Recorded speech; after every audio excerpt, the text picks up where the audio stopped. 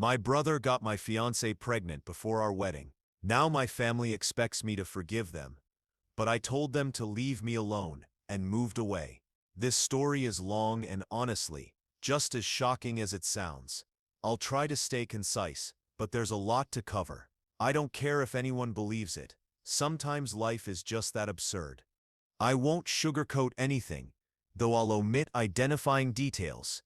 And 32 years old. Until a few months ago, I was engaged to my girlfriend of 5 years, who we'll call Sarah. My younger brother Mike is 29 and has always been the golden child of our family. To understand the depth of this betrayal, some background is necessary. Growing up, Mike could do no wrong in our parents' eyes, while I was constantly criticized for minor mistakes.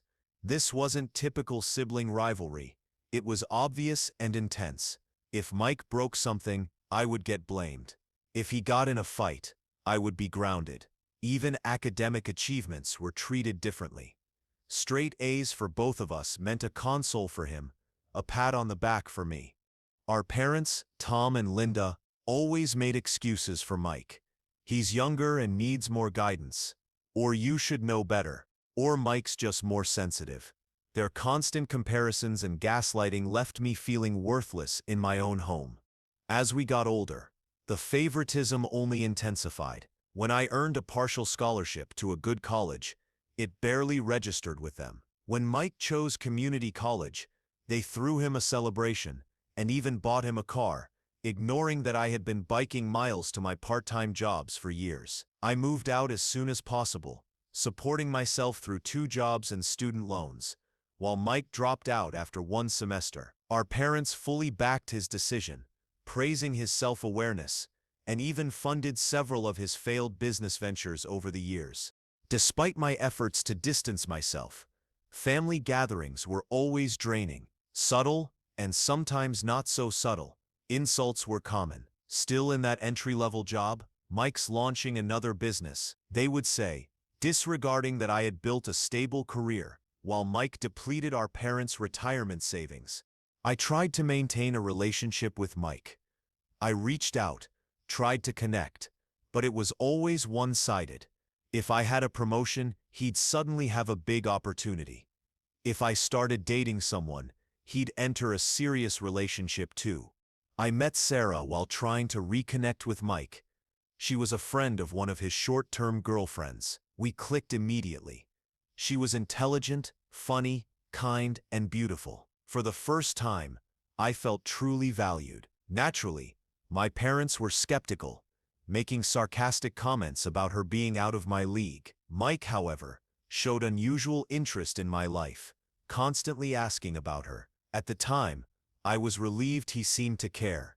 We moved in together after a year, enjoying stable careers, travel, and discussions about our future. I even proposed on our 4th anniversary, a simple, heartfelt dinner at home. We planned a long engagement, taking time to prepare for our wedding. When we told our family, reactions were mixed. My mother forced a smile. My father barely reacted. Mike congratulated us, but there was something strange about his expression, almost predatory. I dismissed it as my own paranoia. The next year, life got busy. Both of us worked long hours. Sarah became distant, always on her phone, smiling at messages she called business friends. She started going out more, coming home late, sometimes smelling of wine or cologne. I trusted her completely and never suspected she could be unfaithful, let alone with my own brother. Then, about 4 months ago, Sarah became moody, nauseous, and irritable. I was thrilled by the thought that she might be pregnant. But one night she confessed. She was pregnant, and it wasn't mine. The father was Mike. My world collapsed instantly. Sarah explained that the affair had started at our engagement party. Mike convinced her she was making a mistake marrying me, and over months they carried on. I kicked Sarah out immediately. She begged for forgiveness, but all I could see was betrayal. How many times she had lied while wearing the ring I gave her. I confronted Mike. He initially dismissed it as a drunken mistake, then blamed me, saying I had failed as a fiancé. Enraged, I drove to his apartment, unsure what I intended to do. When I arrived, our parents were already there. Mike had told them a version where Sarah seduced him, and they believed him, of course. My mother lectured me about forgiveness and family, while my father looked disappointed in me, not Mike. Years of resentment erupted. I told them how their favoritism had shaped my life, and how I no longer considered Mike my brother. I left driving for hours, just needing to escape. For months I ignored messages from my family, Sarah and Mike. I barely ate, slept, or worked. I replayed every moment with Sarah, and every interaction with Mike, trying to understand where everything went wrong. 3 months later I've relocated, changed my phone number, and started therapy. But my family hasn't stopped.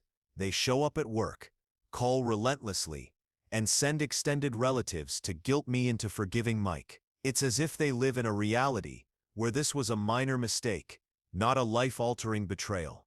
Yesterday, I learned Sarah is keeping the baby and plans to co-parent with Mike.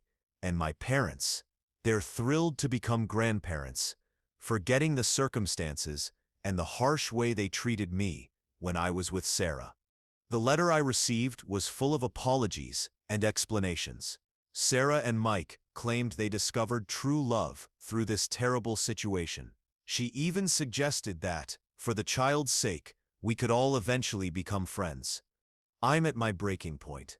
Part of me wants to cut ties completely, move to another state, change my identity, and start a new life where no one knows this mess. Another part of me feels so furious that I want to stay and confront them, to show them just how twisted this is. I honestly don't know what to do. The betrayal has affected every part of my life. I can't bear being alone with my thoughts. Dating again hasn't even crossed my mind. The idea of trusting anyone feels impossible. I've also lost friends who think I should take the high road and reunite with family, as if I'm wrong for refusing to pretend everything is okay. The thought of Sarah and Mike raising a child together, a child who should have been mine, is unbearable. I know logically that the baby is innocent. None of this is the child's fault. But emotionally, I can't feel anything positive about its existence. My parents have even begun discussing my role in the child's life, insisting I become an uncle. The idea makes me physically ill. How can I see this child and not recognize the ultimate symbol of my brother's betrayal? So Reddit, I'm asking, am I the jerk for refusing to forgive my brother and ex-fiancé? Am I wrong for wanting to sever ties with my family? Any advice on how to move forward would be deeply appreciated. Writing this down has been cathartic, even if I'm not sure what I hope to gain: validation, guidance, or simply being heard. Cut update graphic. 2 weeks later, the response to my post has been overwhelming. Thank you all for your advice and support. Reading your comments has been both upsetting and strangely reassuring. It's disturbing how common this kind of betrayal is, but comforting to know I'm not alone. About the restraining order. I consulted a lawyer, and it's in progress. My parents hired a lawyer too, trying to paint me as crazy over a misunderstanding, but the judge didn't buy it. The restraining order was issued against Mike and my parents. Mike tried to approach me afterward, threatening me, but my lawyer stepped in to enforce it. Work has been another challenge. My family showed up at my office, bringing photos and stories from our childhood. I had to ask security to remove them, explaining they were violating the restraining order. Thankfully, most coworkers were understanding, but it caused an uncomfortable situation that I'm still managing. Then came the fight with Mike. I was at the gym trying to release stress when he showed up, clearly violating the restraining order. He provoked me, and I lashed out. We ended up on the floor trading blows until gym staff separated us. Both of us were injured, and the gym banned us for life. It's unfortunate, because it was one of the few places I could relieve stress in a healthy way. Afterward, Sarah called, shouting about Mike's injuries and claiming I was selfish. I hung up and blocked her. News of the fight spread quickly, generating texts and calls from friends and family, some supportive, others critical. Sarah's parents reached out to express their support for me, which was a small comfort. Legally, the aftermath is complex. Mike has filed assault charges against me, despite violating the restraining order and provoking the situation. I've had to submit statements, show injuries, and justify defending myself against my own brother. My lawyer is confident we can challenge it and press charges for the restraining order violation, but nothing is guaranteed. Through all of this, my focus remains on recovery and moving forward. The legal battles, harassment, and emotional strain are immense, but I'm slowly regaining control over my life. My cousin Amy, whom I've always been close to, called me recently. She's under a lot of pressure from her family for supporting me, but she's standing firm. She shared what's been happening behind the scenes. My parents have been telling everyone that I'm having a mental breakdown. They claim that Sarah and Mike's relationship began after Sarah and I split, and that I'm simply envious and unable to move on. Amy says most family members are skeptical, but some believe it. It's frustrating to know they're spreading lies while I'm trying to recover. Work has been challenging. After my mother's incident at the office lobby and my confrontation with Mike, which went viral on local social media, I could sense tension with my coworkers.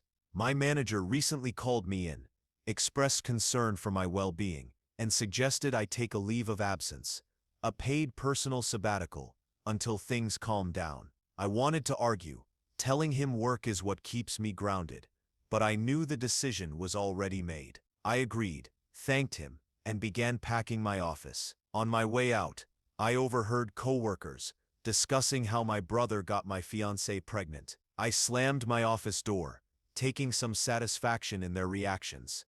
I won't lie, this is affecting me. I've started taking long nighttime drives to escape my apartment. Sometimes I park outside my former home, the one I shared with Sarah, wondering how life got so complicated.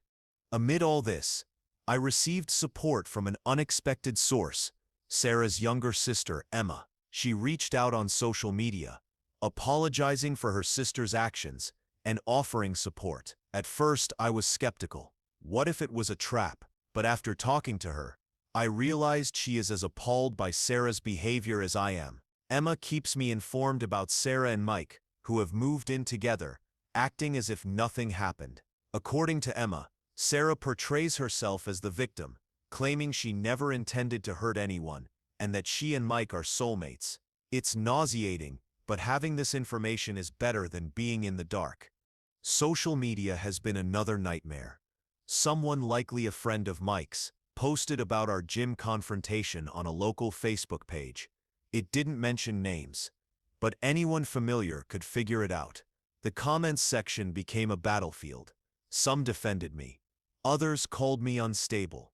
I made the mistake of checking the comments one night after a few drinks and ended up throwing my phone across the room. Since then, I've canceled most of my social media accounts. I can't handle constant messages and notifications from people who haven't contacted me in years. I've realized I cannot stay in this city. Too many memories, and too many chances to encounter Sarah, Mike, or my parents. I'm exploring an internal transfer to our Seattle office. Rain or not, a fresh start in a new city feels necessary. A new apartment, a new life, where no one knows me as the guy whose brother cheated on his fiancée. My parents have been unusually silent since the restraining order. I'm waiting for them to find a new way to interfere. Meanwhile, Sarah has been publicizing her pregnancy, posting frequent updates and ultrasound photos, celebrating the life she and Mike are building. Each new post feels like reopening a wound. 2 weeks ago, I thought life couldn't get worse, yet it has. I remain angry, wounded, and exhausted from constantly justifying myself. Reddit, this is less an update, and more a cry into the void. Advice, pity, or a time machine to prevent introducing Sarah to my brother, any would be welcome. Whatever happens next, I'll try to keep you informed. Your support has reminded me that there are good people, even when life feels full of betrayal. Cut, final update, graphic. It's been a week since my last update, and this will likely be my final post. First, thank you all for your guidance. It's been a lifeline. The major news: I'm relocating. I accepted a transfer to our Seattle office. It was not an easy choice, but I needed a new start. The decision followed a particularly difficult day after another meeting with my lawyer regarding Mike's assault allegations. That same day, I received a note from Sarah, almost tossing it out. Inside was an ultrasound image and a handwritten letter stating how thrilled she and Mike are about their baby and that she hoped I'd be pleased to be its uncle. I saw red. I unblocked Sarah, called her, and let it all out. I told her exactly how I felt about her, Mike, and their family. It wasn't my proudest moment, but I finally voiced everything I'd been holding in. That night, I called my supervisor and confirmed my transfer. By morning, it was official. 2 weeks to pack and move across the country. My family and social circle quickly learned about the move. My parents were furious, showing up uninvited and violating the restraining order. My mother cried, accusing me of abandoning the family, while my father yelled about selfishness and immaturity. I called the police, had them removed, and returned to packing. Mike reacted differently. He didn't contact me directly, but posted online, attempting to portray himself as a victim. Sarah's response was startling. She contacted her sister Emma, apparently breaking down and acknowledging the consequences of her actions. My cousin Amy helped me pack and shared that my aunt confronted my mother about years of favoritism toward Mike. It's a relief that someone is calling them out. My lawyer assures me the move won't affect the legal case, which is ongoing. We're pursuing charges against Mike for breaching the restraining order and defending against the assault accusations. This is likely my last update. It's time to focus on building a new life rather than revisiting the past. I'm moving forward in Seattle, and I intend to make the most of this fresh start. Thank you for staying until the end. If you enjoyed the video, don't forget to like, share, and subscribe. Hit the notification bell to stay updated on more shocking real-life stories.